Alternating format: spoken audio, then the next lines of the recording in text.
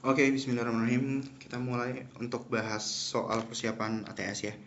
Kita mulai dari nomor 1 sampai 5 dulu karena ini nyambung ya. Jadi di sini ada soal Andi bermain di dekat air terjun. Air terjun tersebut mengalirkan air di sini 3.600 liter dalam 1 menit, ya kan? Dan air terjun tersebut memiliki ketinggian 80 meter. Ia melemparkan bola kasti ke atas dengan kecepatan 10 meter per sekon. Bola tersebut mencapai ketinggian maksimum dan kemudian jatuh kembali ke tanah. Jika massa bola kasti adalah 0,2 kg, maka energi kinetik bola sebelum dilempar berapa? Nah, kalau yang ini bisa kita langsung hitung ya, yaitu setengah mv kuadrat ya kan, energi kinetik. Berarti setengah, massanya 0,2, kecepatannya 10 kuadrat gitu ya.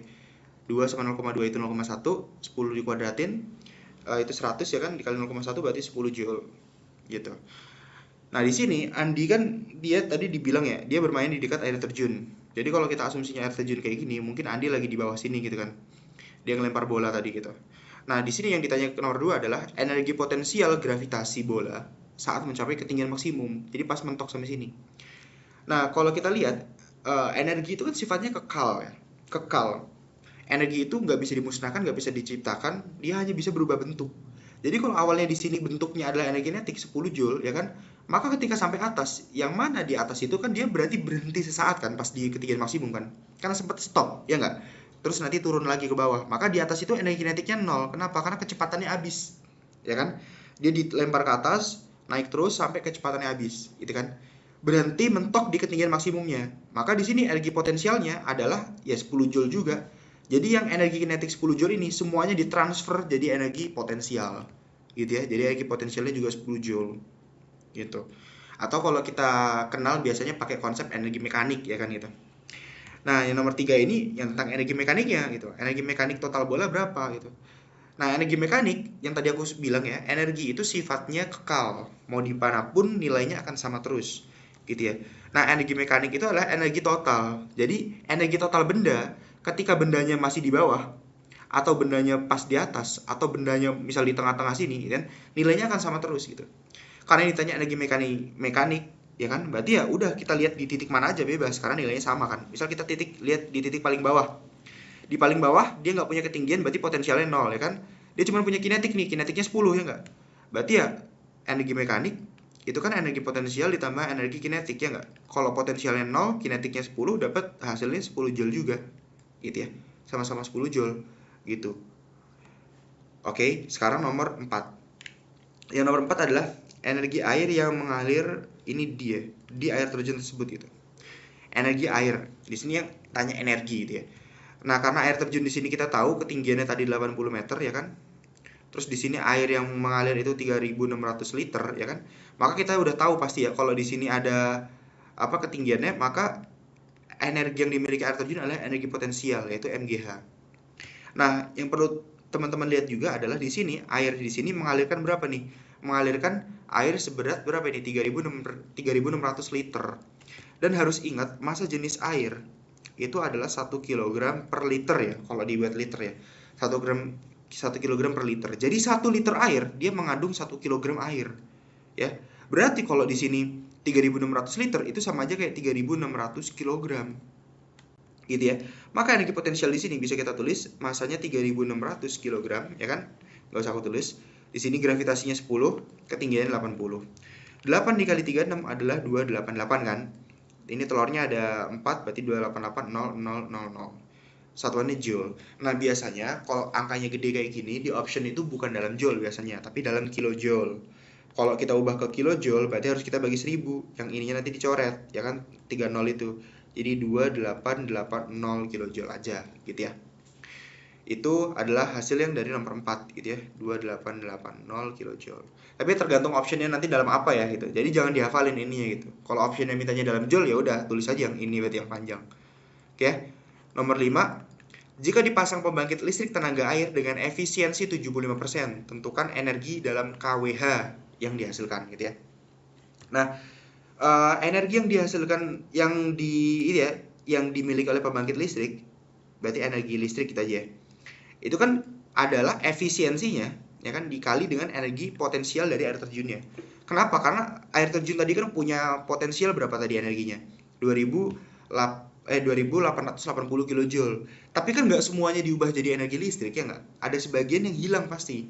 Entah jadi panas lah, entah jadi apalah gitu kan.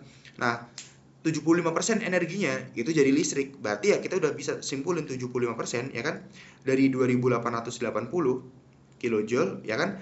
Ya, itu adalah energi listriknya gitu. 75% kan 0,75 ya. 0,75 dikali 2880 kilojoule ya kan. Berarti di sini dapat 2160 kilojoule gitu ya. Nah, tapi ini baru dalam kilojoule ya, baru dalam kilojoule. Nah, di sini aku hapus yang ini ya. Aku mau tunjukin coret-coretan dulu. Karena yang ditanya bukan dalam kilojoule tapi dalam kWh gitu ya, dalam kWh. Nah, di sini kalian harus tahu 1 kWh ya, kWh W atau watt ini, watt itu maknanya adalah joule per sekon dikali hours, jam gitu ya. Jadi 1 kWh itu sama dengan 1 kilojoule per sekon dikali hours, 1 kilojoule per sekon, di mana hours 1 jam ini, hours kan 1 jam ya, 1 per jam ini adalah 3600 detik ya kan. Berarti kan sekonnya bisa dicoret, ya enggak? Berarti bisa kita katakan 1 kilowatt hours itu sama dengan 3600 kilojoule. Kalau ini kita kali silang ke bawah 3600 nya, berarti 1 per 3600 kWh ya kan. Ini gimana nih nulisnya? kWh sama dengan 1 kilojoule gitu kan. Nah, berarti kalau kita tadi punyanya 2160, ya udah tinggal kita kali aja nggak sih kedua ruas dengan 2160. Maka ruas kiri kita punya 2160 per 3600 kWh ya kan. kWh sama dengan 2160 kilojoule, which is ini yang kita mau ya kan.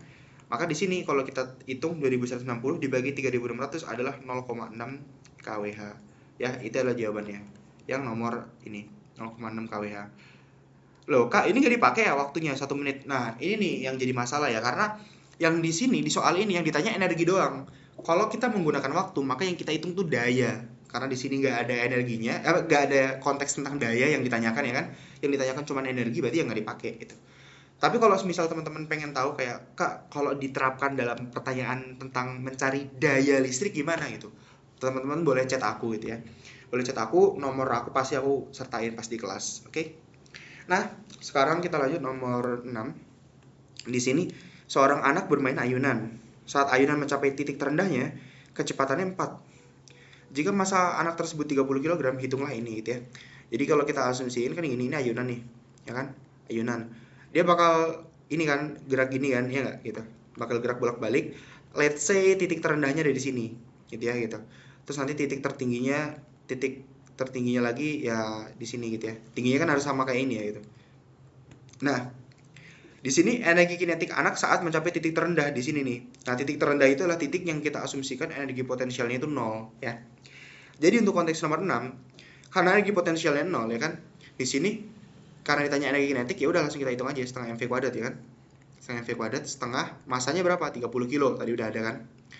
Kecepatannya berapa? Kecepatannya tadi ada berapa? 4 ya kan. 4 kuadrat itu. Berarti setengah dikali 30 ya kan, dikali 16 gitu kan. Ini sama ini coret kan dapat 8 ya. 8 dikali 3 24, ada telur 1 berarti 240 joule. Ini adalah energi kinetiknya gitu. Nah, yang nomor 7 di sini, ketinggian maksimum yang dicapai ayunan dari titik terendah gitu ya. Jadi dari titik terendah sini nih, titik terendah sini, nanti ke titik tertinggi. Pas di titik tertinggi kan dia sempat stop ya, berarti kan energi kinetiknya 0. Dia cuma punya potensial doang. Maka di sini energi kinetik yang tadinya kita udah punya berapa tadi? 240 joule ya kan? Semuanya ditransfer jadi energi potensial ya kan? Diubah jadi energi potensial. Maka di sini kita tahu energi kinetiknya diubah jadi energi potensial. Energi kinetiknya berapa? 240. Energi potensialnya apa? MGH kan gitu. Berarti di sini 240, masanya berapa masanya? Tadi 30, gravitasi 10 dikali H gitu kan. Maka di sini nanti ini kan 30 kali 10 300 ya. Kita kali silang ke bawah, berarti 240 dibagi 300. Itulah hanya gitu ya. Maka di sini kita nanti punya nilai dari hanya berarti berapa itu? 240 dibagi 300. Kita punya sekitar 0,8 ya meter itu hanya, atau 80 cm. Gitu. Jadi dia naik setinggi 80 cm. Itu adalah ketinggian maksimumnya. Oke, kita lanjut ke soal nomor 8, 9, dan 10. Di sini seorang menggunakan pembangkit listrik tenaga air selama 30 menit, oke. memanfaatkan aliran air terjun dari ketinggian 100 meter. Air terjun tersebut memiliki debit berapa ini? 10⁻³ meter kubik. Efisiensi turbin dan generator 80%. Energi listrik yang dihasilkan kemudian, energi listrik yang dihasilkan ya. Kemudian dialirkan ke sebuah setrika yang dayanya 500 watt. Di sini energi potensial air terjun per detik. Nah, ini nih harus kalian perhatiin ya. Energi air terjun per detik berarti kan per waktu gitu kan ya. Energi per waktu itu kita sebut sebagai daya. Daya. Jadi daya listrik nomor 8 yang ditanya itu daya listrik karena energi per waktu, ya kan? Energi per waktu. Yang mana dia juga punya rumus yaitu Rho Q GH, ya kan? Rho-nya massa jenis, Q itu debit, G itu gravitasi, H itu ketinggiannya. Nah, Rho-nya di sini kan 1000 ya, Rho air ya, 1000 kg per meter kubik. Bukan yang kayak tadi ya, kalau soal sebelumnya kan 1 kg per liter ya kan? Ini 1 kg per meter kubik bukan per liter gitu ya. Makanya 1000 dia. Di sini 10, gravitasinya 10 ya kan? Kan debitnya tadi 10 ya. Gravitasi 10, ketinggiannya 100. Maka di sini kita punya berapa ini? 10 pangkat 1000 berarti ini 10⁻7 ya, joule ya. Kok joule sih, watt. Contohnya kan watt gitu. Watt. 10⁻7 watt gitu. Atau biasanya lebih cantiknya sih dibikinnya 10 megawatt gitu ya. Karena mega itu 10⁻6 ya. Jadi ini kan bisa kita ubah jadi 10 kali 10⁻6 watt gitu kan. 10⁻6 ini adalah mega gitu ya. Jadi 10 megawatt gitu, 10 MW gitu. Itu nomor 8 itu. Mau diubah ke kilojoule juga nggak masalah sih, tergantung konteks soal. Ini aku ubah ke megawatt aja biar lebih pendek aja. Nah, sekarang di sini ada daya listrik yang dihasilkan oleh PLTA. Nah, kita tahu kan tadi PLTA menghasilkan daya 10 megawatt, sedangkan efisiensinya yang diubah ke listrik adalah 80%. Maka daya listrik di sini adalah 80% ya kan? Atau kita tulis saja rumusnya efisiensi dikali daya dari PLTA gitu kan. Berarti di sini berapa? 80% ya kan? Dikali 10 megawatt gitu kan? Ya berarti hasilnya berapa? 8 megawatt, 8 MW gitu ya. Nomor 9. Nah, sekarang berapa lama setrika tersebut bisa digunakan untuk menyetrika? Nah, ini nih. Jadi di sini teman-teman harus tahu ya. Untuk nomor 10 aku coba bahas dulu. Di sini kan ada kata-kata nih, energi listrik yang dihasilkan kemudian dialirkan ke sebuah setrika yang daya setrikanya segini. Ini daya setrika loh ya. Gitu. Nah, sedangkan yang dihasilkan dari listrik tadi yang kita tahu bukan energinya tapi dayanya. Berarti kita harus cari energinya dulu. Ingat, daya itu apa? Energi per waktu kan. Ya enggak? Berarti di sini energi itu T-nya kita kali silang aja kan. Berarti E itu P kali T gitu kan. Nah, dayanya kita udah punya nih berapa? 8 megawatt gitu kan. 8 megawatt. Terus dikalikan dengan waktu. Waktunya berapa? Tadi pembangkit listriknya aktif selama berapa waktu? Selama 30 menit kan. Berarti 30 menit. 30 menit itu berarti berapa? Kan setengah jam ya. Berarti 3000, kalau 1 jam 3600 detik. Kalau kita bagi dengan 2 berarti kan 1800 detik ya kan? Ya enggak? Gitu. Nah, berarti 1800 nanti kita kali dengan 8 gitu kan. 1800 kita kali dengan 8. Ini aku taruh di sini aja lanjutannya. Berarti energi yang dihasilkan dari pembangkit listrik ya kan, energi listrik itu ya adalah 14.400 ini ya. 14.400. Maksudnya gitu, 14.400 megajoule. Ya, megajoule. Oke. Nah, di sini ini adalah energi yang dihasilkan oleh pembangkit listrik, ya kan? Sedangkan di sini yang tanya lah daya listrik, berapa lama setrika bisa digunakan? Nah, di sini berarti kan kita pakai rumus ini lagi, P sama dengan E per T. Energinya kita hasilkan dari energi listrik, ya kan? Dayanya adalah daya setrika, ya nggak? Setrika, T-nya ini waktunya mau kita cari. Daya setrika tadi kita kasih tahu, ya kan dikasih tahu 500 watt. 500 watt. Energi listrik adalah 14400 megajoule ya. Wah, ini gede banget angkanya nih. 14400 mega itu kan 10⁻6 ya per T gitu ya. Berarti kalau kita kali silang berarti kan 500 14400 dikali 10⁻6 per ini T-nya di sini ya. Udah nggak ada. Berarti nanti T-nya itu adalah 14400 kali 10⁻6 per 500 gitu kan. Ini aku pakai kalkulator aja ya biar cepet ya. 14400 kali 10⁻6 ya kan. Terus dibagi sama 500. Di sini dapatnya adalah 144 per 5. Ya, ini aku coret aja. Giniin aja dulu deh. Nah ini baru dalam sekon kan. Kalau kita mau ubah ke jam berarti kan kita bagi sama 3600 ya nggak? Berarti kita bagi sama 3600 gitu ya. Sebentar. Berarti berapa ini? Sekitar 8000 jam. Buset. Ya, jadi waktunya 8000 jam. Ini ya 8000 jam gitu. Jadi hasil dari ini nanti ya kan, hasil dari ini kalian bagi sama 3600 ya kan, karena kan ini masih dalam detik ya kan, kalian bagi sama 3600 nanti dapat jamnya gitu ya, karena kan 1 jam 3600 detik ya gitu. Jadi ini hasilnya. Sekarang kita lanjut ke nomor 11. Seorang atlet melontarkan bola tolak peluru bermasa 4,2 kg dengan kecepatan 12 meter per sekon. Berapakah energi kinetik benda itu? Berapa usaha yang dilakukan gitu ya. Nah ini energi kinetik tinggal kita hitung aja, setengah mv kuadrat itu. Berarti setengah, masanya kan 4,2, ini 12 kuadrat gitu ya. Berarti kalau ini kita coret kan dapat 2,1 ya. 2,1 dikali 12 kuadrat itu kan 144 gitu ya. Jadi 144 dikali 2,1 kita dapat hasilnya 302,4 joule gitu ya. Itu hasilnya gitu. Terus yang ditanya berapa usahanya. Nah, usaha itu kan simpel aja ya. Usaha itu kan perubahan energi. Ya kan, perubahan energi gitu.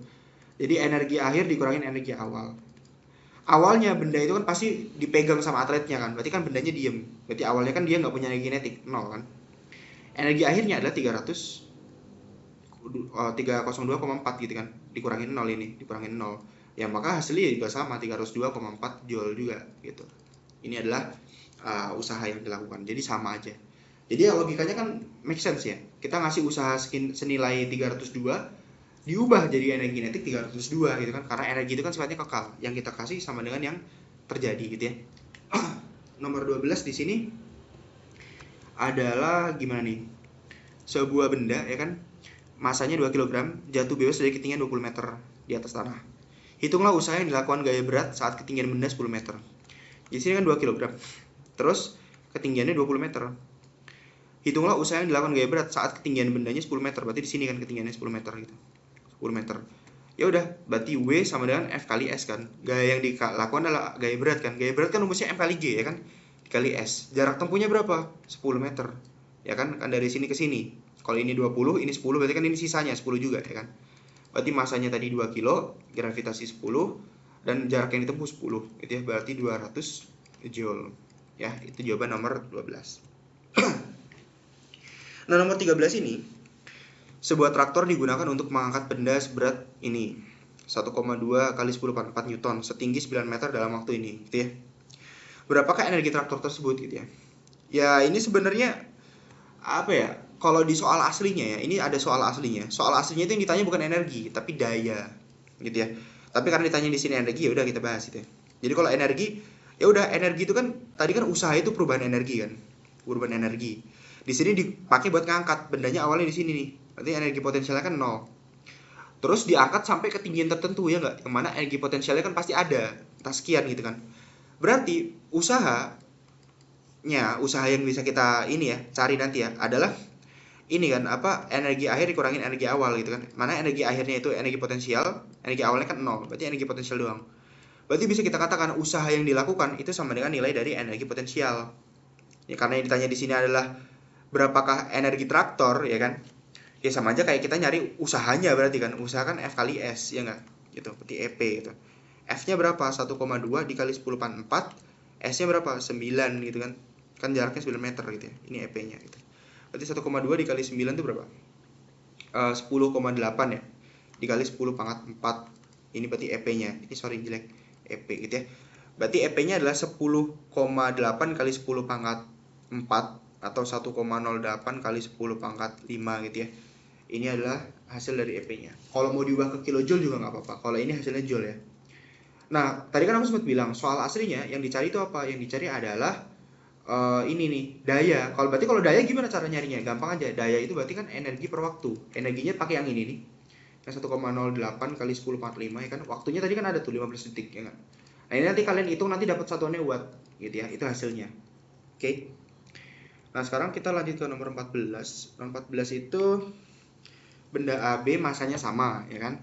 Benda A jatuh dari ketinggian H meter. Oke, ini A, ini ketinggiannya H meter dari tanah ya. Dan benda B jatuh dari ketinggian 2H. Wah, gimana nih? Aku gambar ulang kalau gitu. Gini, A-nya di sini misalnya.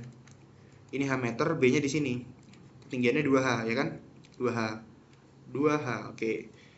Jika A menyentuh tanah dengan kecepatan V, ya kan, maka benda B akan menyentuh tanah dengan energi kinetik sebesar berapa? Gitu. Ya sebenarnya kalau kita lihat kayak gini, simpelnya ini masanya juga nggak dikasih tahu ya. Ya masanya meskipun dia bilang sama kan, di sini karena dia bentuknya V, berarti kan hasilnya kemungkinan besar dalam bentuk variabel kan. Itu jadi ya udahlah kita anggap aja masanya M gitu ya. Di sini benda A ke bawah gitu kan, berarti terjadi apa nih, pertukaran energi kan, dari energi kinetik jadi energi potensial kan. Kinetik nih apa di sini? Setengah mv kuadrat ya kan, karena kecepatannya kan v, dan energi potensialnya mgh karena ketinggiannya kan h tadi ya kan. Itu berarti m-nya bisa kita coret. Berarti kita punya v kuadrat sama dengan 2gh. Entah, kita nggak tahu ini dipakai buat apa nanti gitu ya. Yang penting inilah gitu ya. Nah sekarang yang ditanya adalah, maka benda B akan menyentuh tanah dengan energi kinetik sebesar berapa? Di atas ini benda B ini punya apa? Punya energi potensial kan? Sampai bawah potensialnya udah habis, diubah jadi kinetik semua. Maka energi kinetik benda B adalah hasil dari transformasi dari energi potensial di atas. Yang atas ini semuanya diubah jadi kinetik, gitu ya. Berarti di sini mgh. mgh. Yang mana ketinggiannya 2h, gitu kan. Berarti di sini 2 mgh. Yang mana di sini, kalau teman-teman perhatiin di sini ya, ini kalau aku tukar aja, aku tukar gini ya, jadi M2GH kan nggak apa-apa ya. Tapi kan kita tahu 2GH itu tadi apa? V kuadrat ya kan?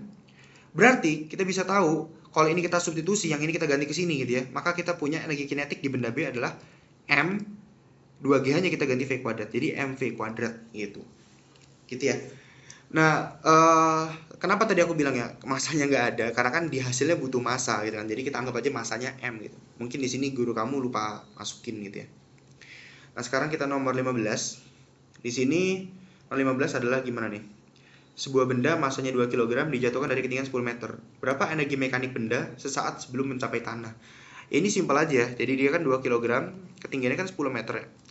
Pas sampai tanah sini, sesaat sampai tanah ya kan, berapa energi mekaniknya? Ya energi mekanik itu kan mau di titik atas, titik bawah kan sama aja ya nggak? Kalau kita cari di bawah, ya sama aja kita nyari di atas, kan nilainya sama. Nah di atas ini dia punya apa? Punya energi potensial, kinetiknya nggak ada, 0. Kenapa? Karena dia masih belum gerak kan. Ya kan dia dijatuhkan gitu, dia masih belum ada kecepatannya. Maka energi potensialnya sama dengan kan EP plus EK, yang mana EK-nya 0, nggak usah dimasukin. EP-nya aja kita cari, MGH kan itu. Masanya berapa? 2, gravitasi 10, ketinggiannya 10. Berarti 200 Joule. Ya, ini adalah energi mekaniknya gitu. Jadi nggak harus nyari yang bawah, nggak harus dicari energi kinetiknya dulu, kelamaan gitu ya. Yang atas juga nggak apa-apa. Nah ini sekarang ini nih, nomor 16. Energi kinetik benda saat kecepatannya 2 meter per sekon adalah 2,5 Joule. Berapa energi kinetik benda saat kecepatannya 6 meter per sekon? Ini pakai perbandingan aja ya. Energi kinetik kan setengah mv kuadrat ya kan?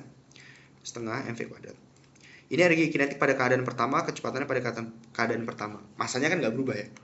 Ini energi kinetik kedua, ini setengah massa V2 kuadrat. Kita bandingin aja gitu. Energi kinetik pertama tadi keadaannya tadi berapa? 2,5 Joule kan? 2,5 Joule per energi kinetik yang akhir yang mau kita cari. Energi kinetik kedua. Setengah sama setengah coret, massa sama massa coret. Berarti tinggal V1 kuadrat. Kecepatan awalnya tadi berapa? 2 kan? Berarti 2 kuadrat per kecepatan kedua tadi berapa? 6. Berarti 6 kuadrat, ya kan? Berarti di sini 2,5 per EK2 sama dengan 2 kuadrat kan 4 ya kan, per 36 gitu kan ya. Berapa tuh 4 per 36? 9 ya? 9 ya. Berarti di sini nanti aku tulis di sini 2,5 per EK yang kedua, ini 1 per 9. Kali silang aja ke situ ya.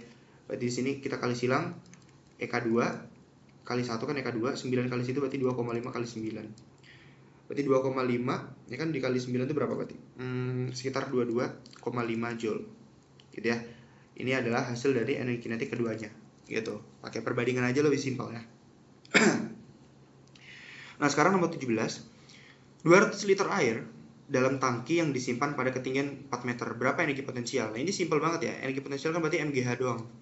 Nah, tadi aku sempat bilang massa jenis air itu 1 kg per liter. Tapi kalau dalam satuan kilogram per meter kubik ini bukan 1 tapi 1000 gitu ya. Tapi kalau per liter dia 1. Jadi dalam arti apa? 1 liter air tergantung 1 kg air gitu ya. Jadi di sini kalau 200 liter masanya berarti 200 kilo gitu kan, 200 kilo masukin gravitasi 10, ketinggiannya 4 gitu ya. 4 kali 2 kan 8, telurnya ada 3, berarti 8000 joule gitu. Kalau kita ubah ke kilojoule berarti 8 kilojoule gitu ya. Kalau tinggal dibagi 1000 aja. Oke, nomor 18.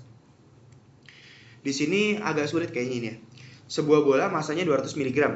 200 mg ini. Masanya 200 mg. Wait, 200 mg.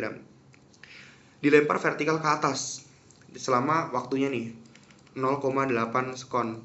Kemudian bola tersebut mencapai titik tertingginya. Energi kinetik benda tersebut berapa gitu ya. Nah, karena dia dilempar vertikal ke atas, ini sebenarnya masuk materi GLBB ya, tapi sayangnya emang belum dapet ya gitu ya. Jadi benda ini ketika dia dilempar ke atas, kalau gerak vertikal atas berarti kan ada kecepatan awalnya. Kalau nggak ada kecepatan gimana dia naik ya kan? Sampai titik tertinggi yang mana kecepatan akhirnya VT itu biasanya, atau V aksen gitu ya. V aksennya 0 gitu. Nah, di sini kalian harus tahu rumus GLBB sih ya. Kalian juga belum dapat ini sih sebenarnya di sekolah. Kan berarti V aksen sama dengan V0 plus AT. A ini acceleration atau percepatannya. Kalau di sini berarti percepatannya adalah percepatan gravitasi, tapi nilainya minus karena dia memperlambat gerak bendanya gitu ya. Berarti di sini kalian kan tahu ya, ketika di atas V aksennya kan 0 ya. 0, V0-nya bisa kita cari ya kan. Hanya tadi min gravitasi kan 10 dikali T-nya 0,8 kan. Ya kan, berarti ini coret kan dapat 0 sama dengan V0, 0 sama dengan V0 min 8 gitu kan. Maka min 8-nya kalau kita pindah ruas ke situ, maka kita dapat V0-nya 8 meter per sekon. Ya kan? Nah, di sini yang tanya energi kinetik gitu kan. Ya udah, energi kinetik tinggal kita eksekusi aja. Energi kinetik itu setengah mv kuadrat. Setengah masanya 200 mg. Nah, ini nih harus dari kilo ya. Harus jadi kilo, wajib itu. Karena kan joule itu harus dalam kilo itu. Berarti ini 200 miligram ke kilogram itu naik berapa tuh? Kalau kita pakai ini gimana? Kan kilogram, HM, ya kan? Dam, M, ya kan? Terus habis itu apa? DM, ya kan? Terus CM. Terus habis itu apa? MM gitu kan? Itu kalau kok MM sih, kan ini kilogram ya? Sorry. Berarti kan ini kilogram, hektagram ya kan, Hg gitu kan, terus dekagram, terus gram ya kan, gram, terus habis itu desigram, terus sentigram ya kan, terus habis itu miligram gitu kan. Miligram kita ubah ke kilo naik berapa tuh? 1, 2, 3, 4, 5, 6. Nah, naik 6. Berarti harus kita kali sama 10 pangkat min 6 ya kan. Kecepatannya tadi 8 kuadrat gitu, 8 kuadrat. Ini sama ini kan 100 ya.